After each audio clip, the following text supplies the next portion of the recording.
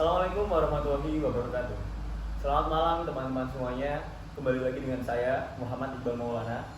Teman-teman bisa manggil saya Iqbal. Nah, pada malam yang baik kali ini saya bersama Pak Ustadz atau kita bisa panggil beliau sebagai Gus Rian.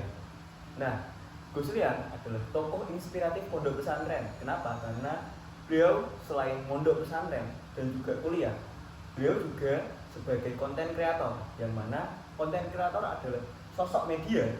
Dan pada pembahasan kali ini kita akan membahas literasi media di era pondok pesantren atau di lingkungan pondok pesantren. Nah, selamat malam Gus Rian.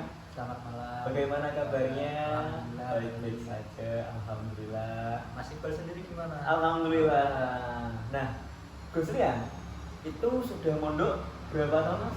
Ya, kurang lebih udah 10 tahun semenjak dari MTS. Oh, jadi Gus Rian ini sudah mondok hampir 10 tahun ya? Iya, 10 Apa tahun. sudah 10 tahun, Mas? Ya, mau 10 tahun. OTW 10 tahun, keren.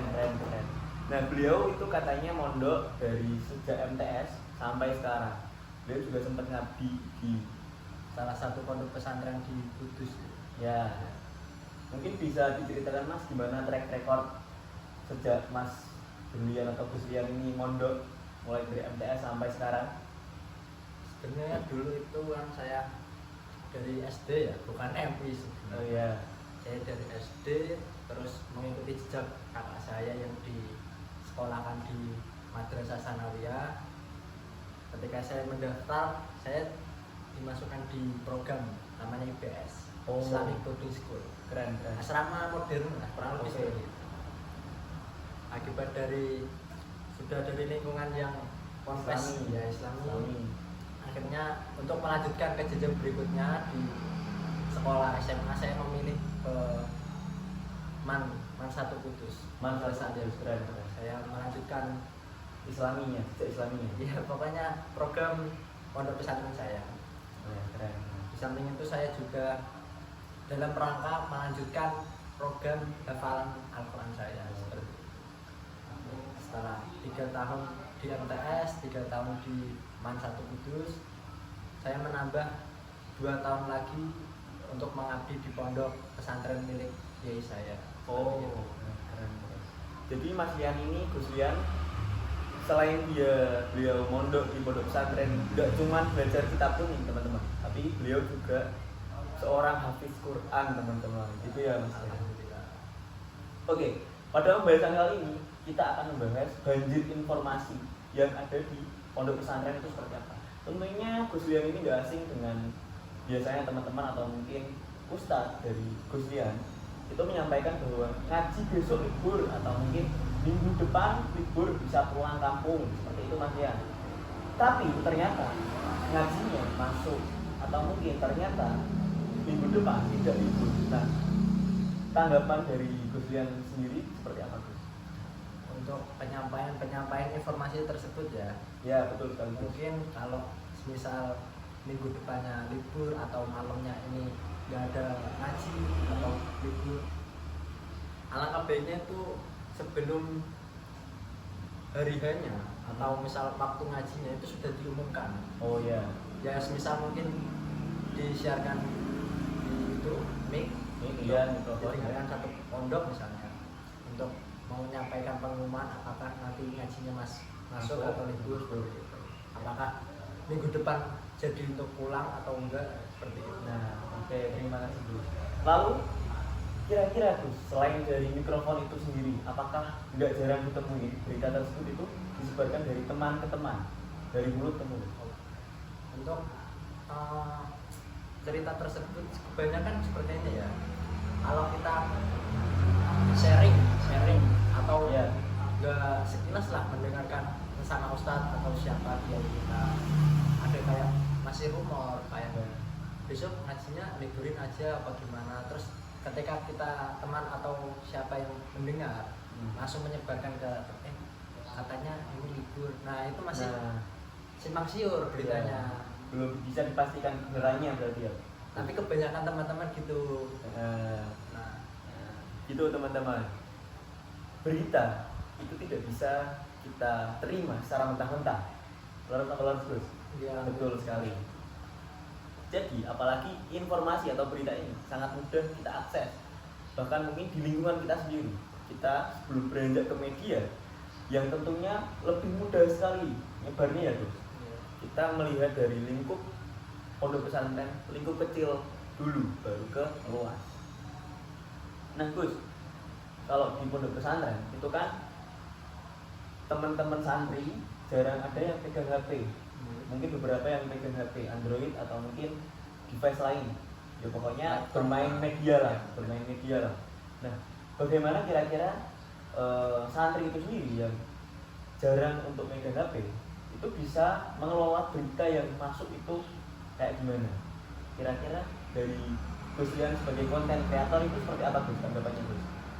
Untuk pengenalan berita-berita yang misal hangat lah, misal posisi saya nih masih di pondok, Ya. terus saya dengar berita rupiah anjlok, Ya, betul misalnya sekali. seperti itu, kurang lebih itu gak lain dari ustadz kita sih, yang namanya yang ada siapa lah guru atau siapa yang mendapatkan informasi kan tentunya dari konten. Iya. Untuk dari itu kita sharing, misalnya ustadz ada yang cerita pas semasa selesai ngaji, sharing lah. Kamu tahu nggak hari ini tuh rupiah melemah misalnya. Ya. Nah seperti itu beritanya itu kita dapat dari orang yang mendapatkan informasi tersebut. Oh iya. Kebanyakan seperti itu. Jarang kita mendapatkan informasi Langsung jarang. Soalnya kita memang terbatas menggunakan HP-nya, Android, ya. ya, pokoknya media-media itu. Oke teman-teman, jadi dari kata Gus Lian itu mereka para santri mendapatkan informasi dari luar pondok pesantren itu melalui seseorang, dan seseorang itu menyampaikan ke orang yang lainnya. Jadi yang perlu kita garis bawahi ini, apakah seseorang tadi yang mendapatkan informasi dari luar, sebagai contohnya tadi ustadz itu tadi, apakah berita yang beliau sebarkan itu valid atau tidak, itu ya Gus. Nah disinilah kita harus tahu ya Gus, mengapa literasi media atau mungkin mengapa berita itu sendiri kita harus membatasi dalam hal menerimanya, harus menyaring, nggak menerima secara mentah-mentah, ngoten ya Gus. Iya. Lalu gimana nih Gus cara agar kira-kira santri-santri itu bisa memilah informasi sehingga mereka itu mendapatkan informasi secara valid, atau mungkin dari ustadznya dulu memvalidasi apakah berita itu benar, baru sharing session ke santri-santri semua, atau santri-santrinya yang memilah sendiri, atau dua-duanya juga harus ini Gus, seperti apa Gus? Untuk selama saya mondok itu kita emang dibatasi untuk mengetahui informasi dari luar. Ya. Soalnya kita itu emang 24 jam itu fokus untuk belajar ngaji, ibadah seperti itu. Ya. Jadi kita tuh emang ibaratnya hampir jarang lah untuk dikasih informasi luar.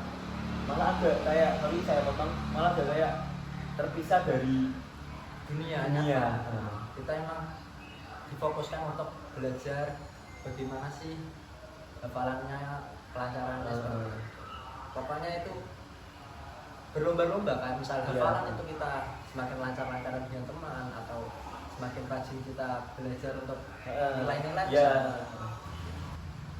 Oke teman-teman, kita lanjut ke topik kedua. Oh iya, sebelum ke topik kedua saya mau pakai peci dulu biar kelihatan lebih nyantri gitu teman-teman. Iya, Gus. Nah, seperti seorang santri gitu, Gus. Peci putih ya. Makasih Gus. Nah, materi kedua tentang pengalaman menerima informasi yang belum tentu benar, seperti yang tadi kita sedikit bahas di topik pertama. Gimana Gus kira-kira Gus? Apakah Gus Lian pernah mendapatkan informasi yang belum tentu benar, atau mungkin mendapatkan informasi yang ternyata informasi tersebut salah? Seperti itu Gus. Gimana tanggapannya Gus di lingkungan pondok pesantren? Untuk kurang lebih berita-berita yang masih rumor-rumor. Betul sekali, rumor-rumor seperti tadi Gus. Apakah bulan ini jadi pulang atau tidak? Ya.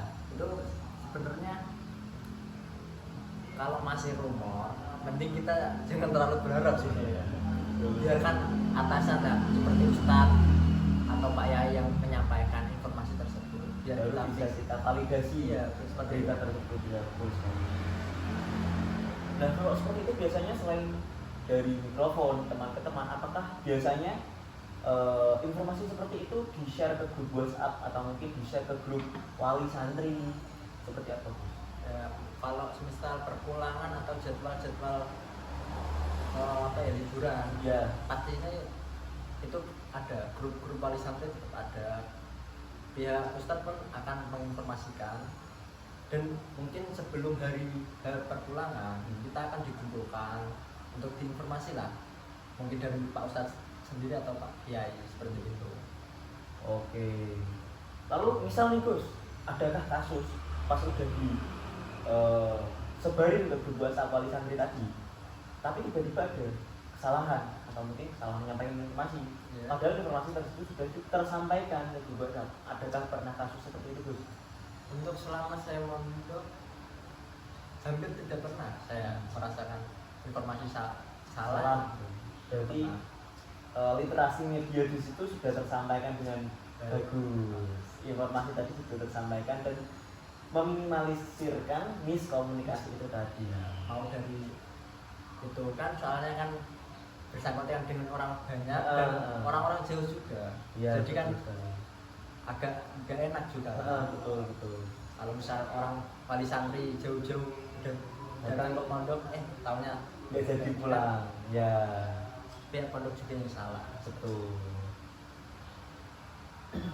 Oke Gus, kira-kira kalau kayak gini kasusnya, misal tadi kan katanya nggak pernah. Kalau katakanlah Gus Lian itu sendiri yang memimpin pondok pesantren, yang menyampaikan informasi, tapi pada hari tersebut itu ternyata tidak jadi libur, gimana cara menyikapi hal tersebut Gus? Yang pertama, kita sebenarnya harus bagaimanapun lah caranya. Kalau misal kita sudah memfikskan untuk libur, harus libur. Oke. Pokoknya sebelum mempertimbangkan libur atau tidak, kita semua harus kita mengumpulkan lah para asatid, para ustadzah yang kita musyawarah, Pembina-pembinanya. musyawarah seperti itu untuk memfikskan apakah besok jadi pulang atau tidak seperti itu. Karena berita sudah disampaikan. Iya. Ya, dirapatkan ulang berarti ya Gus dari stakeholder itu tadi. Seperti itu. Oke. Hal tersebut melambangkan bahwa informasi sangat mudah tersebar teman-teman. Jadi sebisa mungkin jika kita atau mungkin stakeholder itu tadi sudah menyampaikan sebuah informasi, harus tetap dipastikan ulang dan dirapatkan ulang, musyawarahkan ulang apakah berita tersebut, apakah informasi tersebut akan dilakukan atau tidak. Itu gitu. Kurang lebih seperti itu. Oke, kita lanjut ke topik ketiga. Sebelum lanjut topik 3, saya ini ya sambil merokok boleh? Oke, monggo Gus, kita santai-santai aja di sini Gus ngomongnya, jangan biar enggak Ini kan terlalu kaku. forumnya forum santai. Ya, forum santai saja teman-teman. Mau merokok sekali? Oke. Monggo. Monggo Gus, monggo. Iya.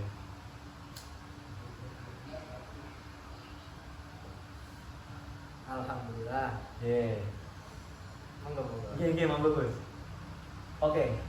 Di topik ketiga kali ini kita akan lebih mengerucutkan topik kita, yaitu tentang literasi media di kehidupan pondok pesantren. Sebetulnya jika kita membahas literasi media, nggak jauh-jauh dengan berita teman-teman.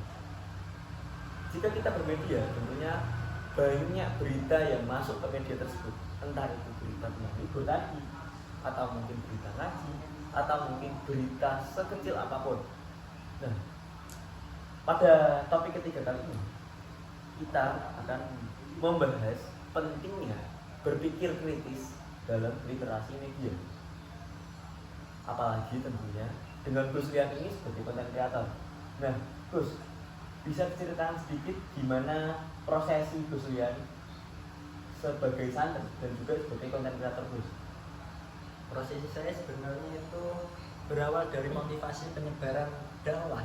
Oh, Saya ini menginginkan sebuah saya kan berfokus di Instagram ya. Ya. saya ingin media Instagram saya itu berisikan media dakwah seperti itu. Keren. Berarti menjadikan Instagram sebagai media dakwah, Media dakwah. penyebaran agama Islam. Iya. Keren. Islam itu apa sih seperti itu? Gitu bro. Iya. Oke. Lah, lalu bagaimana Gus Lian mendapatkan informasi untuk mengisi bahan dakwah tadi? Soalnya kita tahu sendiri Islam itu luas, Islam itu besar.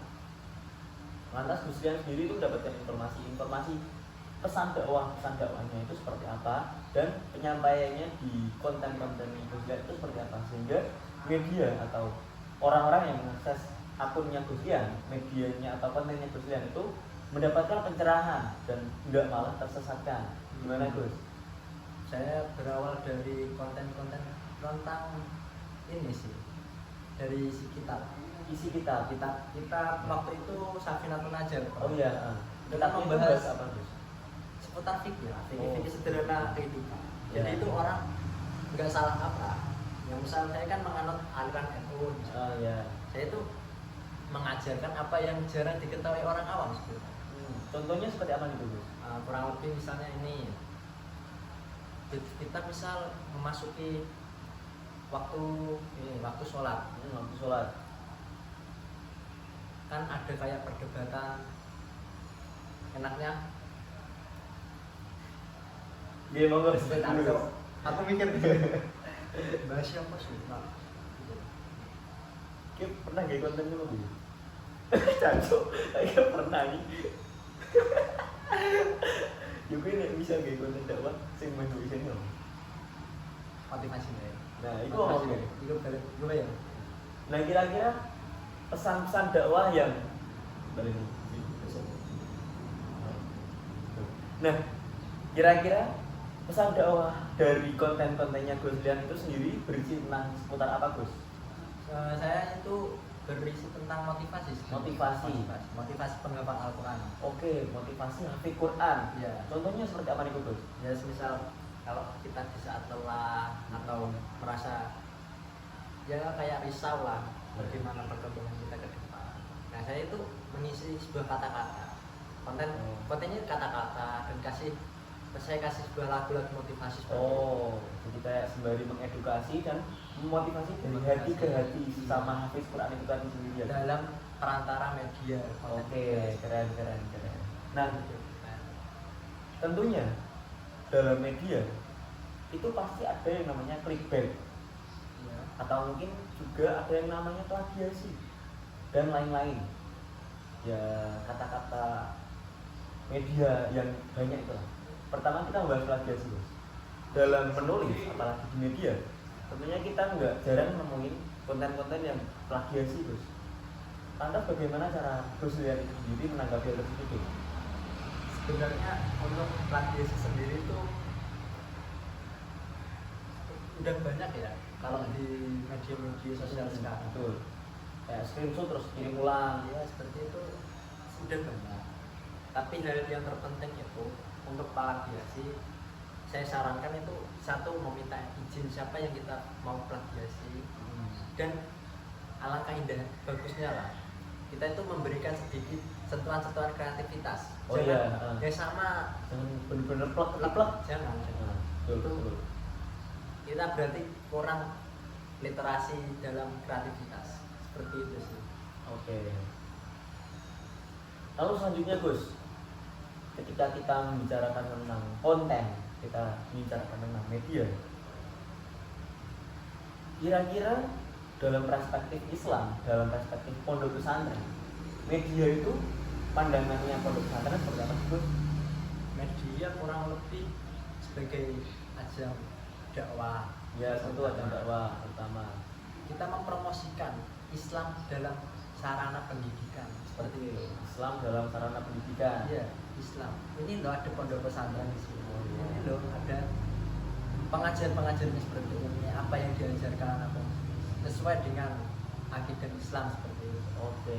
Tak jarang juga kita temui Gus, selain dari beberapa hal tadi, Ya. adanya pondok pesantren lah, ini loh agama Islam atau mungkin yang lainnya.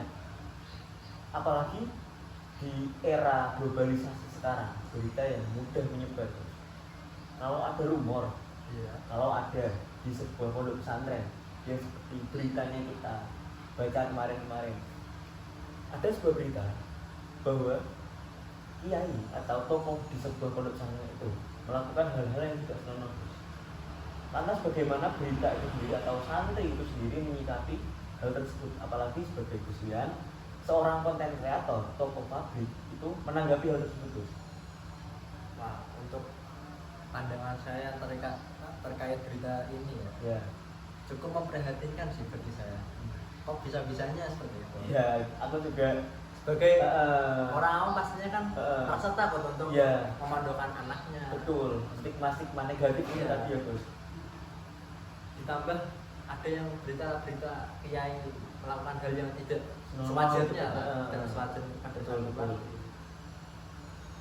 dan itu mungkin menjadi refleksi bagi semua asatid, semua kiai agar kita dapat bijak apa yang harus kita lakukan. Sewajarnya di pondok itu adalah membina santri-santri, membimbing, bukannya malah menjatuhkan Ya.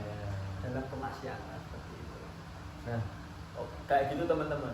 Jadi kita juga sesama umat Islam harus mematahkan stigma-stigma negatif itu tadi ya Gus.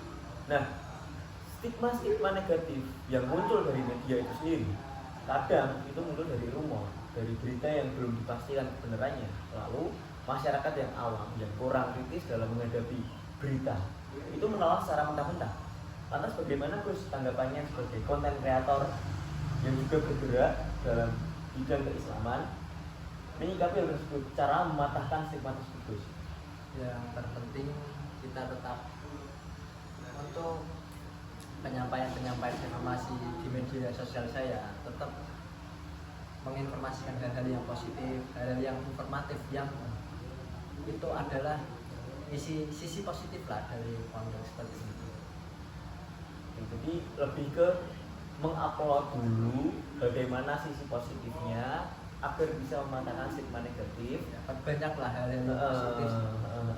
Tapi juga disembari dengan berita-berita yang tentunya bukan hoax ya, berita-berita yang emang itu terjadi dan real. Oke, kita next ke topik keempat. Topik keempat yaitu tentang literasi media dalam perspektif Islam. Dalam kali ini kita akan menerapkan bagaimana konsep tabayun dalam Islam dengan literasi media Gus. Bisa dijelaskan sedikit Gus apa itu tabayun dan lalu kita gabungkan dengan literasi media. Tabayun itu kurang lebih seperti hati-hati. Hati-hati. Boleh nih Cok. Aku kayak bingung Cok. Tabayun ini kok. Ya, balik ke topik keempat ya. Tabayun apa hati-hati kan? Di sini. Kalau mikir tapi tabayun itu hati-hati loh. Berhati-hati. Yang dulu hati-hati Bu. Definisi kita kalau itu ya, aku tak kapan bisa mulai. Yes.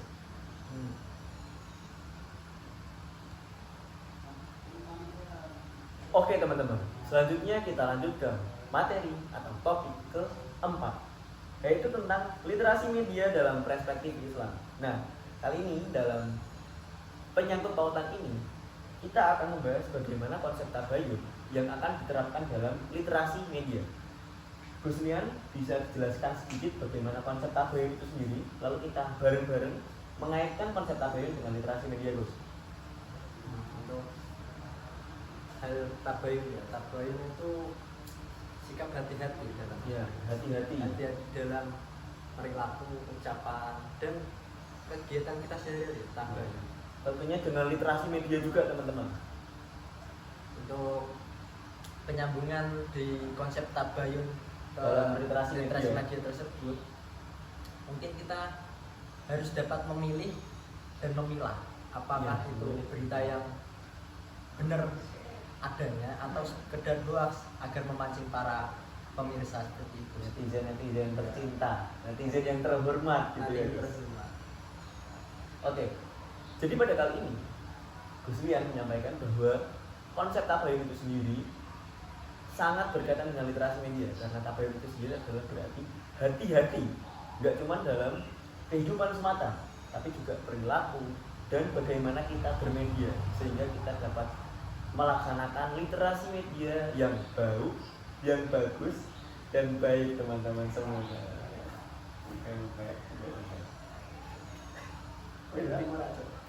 Gue tiga.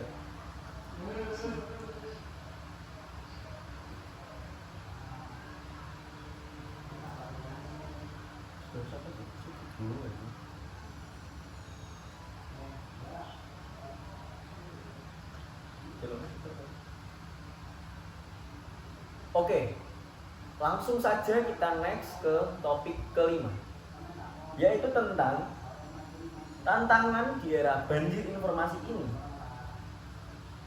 dalam kehidupan pondok pesantren.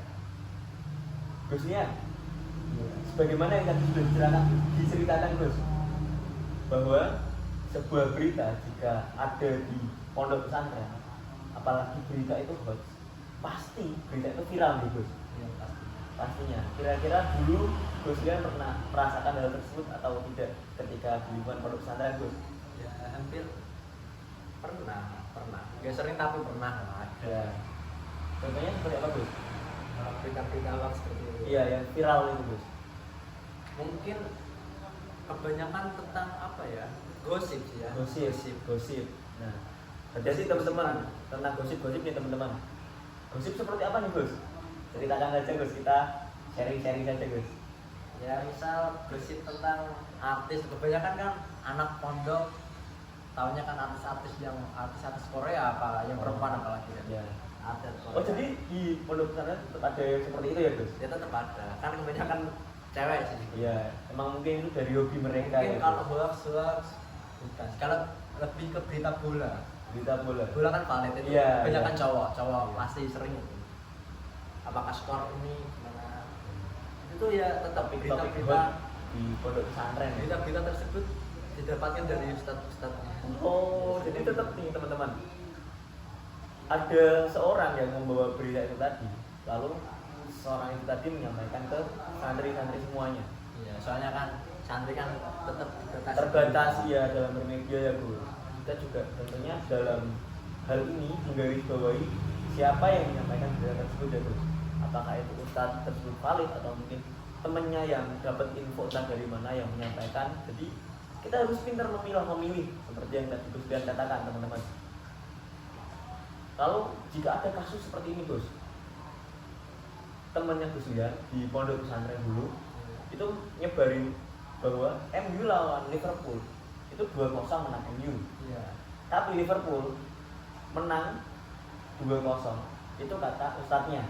Kira-kira nih Gus, bagaimana kita menyikapi hal tersebut antara dua hal yang berbeda itu tadi? Ustadznya bilang 2-0 menang Liverpool, temennya bilang 2-0 menang MU. Ya simpelnya kita selidiki ya. Apakah kebenarannya itu benar teman saya apa ustadz saya? Kalau seringnya itu tuh kita langsung nyamperin ke ustadz sih, tanya, "Ustadz, ini emang skornya ini." Jadi ke orang yang lebih terpercaya ya Gus. Maksudnya nanti dibuka kan, ini loh emang skornya. Langsung. Oh ya, oke. Jadi nih, itu nih teman-teman. Enggak cuman ya. Kalau enggak kita ini, maaf, kalau enggak kita tuh di pondok itu tuh ada sebuah fasilitas lah, mungkin warnetan untuk pondok. Kita kadang sering membuka informasi tersebut. oh iya, dari fasilitas itu tadi ya, fasilitas. Yang penting tidak mengarah ke yang negatif lah. Oke, gitu teman-teman. Yang penting tidak mengarah ke negatif. Nah, balik lagi tadi. Selain kita juga memilih dari mana yang informasi kita dapatkan itu kevalitannya, kita juga bisa memastikan ke pemberi informasi tadi atau penyebar informasi tadi loh. Apakah informasi ini bisa dibuktikan atau tidak? Apakah informasi tadi bisa dibuktikan atau tidak? Sebagaimana kita nanya ke ustadznya, lalu ustadznya membuktikan dengan membukakan informasi secara real gimana skor MU dan Liverpool dan menang siapa itu tadi ya Bu. Lalu ini nih yang agak saya pikirkan, oh ini ya ternyata di lingkungan pondok pesantren yang mungkin juga usia tuh di lingkungan pondok pesantren tentang penggunaan media dengan tanda kutip negatif. Itu seperti apa nih Gus? Kalau dalam kehidupan pondok pesantren, kalau di kehidupan saya sendiri yang bukan kategori pondok pesantren, itu mungkin negatifnya bisa disalahgunakan dengan saya menyebarkan berita palsu, saya menge-share, meneruskan berita-berita yang belum mungkin bisa dipastikan itu benar atau tidak. Kalau di pondok pesantren itu seperti apa, Bos? Seperti ini sih kurang lebih. Anda pernah muda ya muda? Iya, saya ini masih muda, Bos. Pernah merasakan cinta apa enggak? Oh iya, cinta. Ya, Pasti, seperti Bos, itu. bergejolak, Bos. Kita saling tukar surat menyurat itu pada teman inilah pasangan Lawan pasangan, jenis ya, lawan Bos. jenis. Oh, Nah, jadi itu hal negatifnya itu sih kebanyakan. oh iya iya. Itu teman-teman, hati-hati nih. Kalau teman-teman apalagi masih muda, masih kuliah seperti saya, Apalagi masih mondok kok pacaran, mending jangan deh. gitu teman-teman, jangan turutin nafsu. Kayak lagunya gimana, Gus? Gimana ya? Jangan Turutin nafsu. Nah, itu tadi Kayak teman-teman. Gitu. Oke, teman-teman semuanya. Tak terasa waktu sudah berlalu dan kita sampai di ujung podcast ini. Saya bersama Gus Lian pamit undur diri. Jangan lupa tadi tips-tips dan trik-trik dari sharing-sharing session Gus Lian diterapkan teman-teman semuanya. Kepada Gus Lian saya ucapkan terima kasih. Buat teman-teman semuanya yang sudah menonton juga saya ucapkan terima kasih. Apabila saya dan Gus Lian ada salah kata maupun perbuatan, saya mohon maaf. Wabillahi taufiq wal hidayah. Assalamualaikum warahmatullahi wabarakatuh.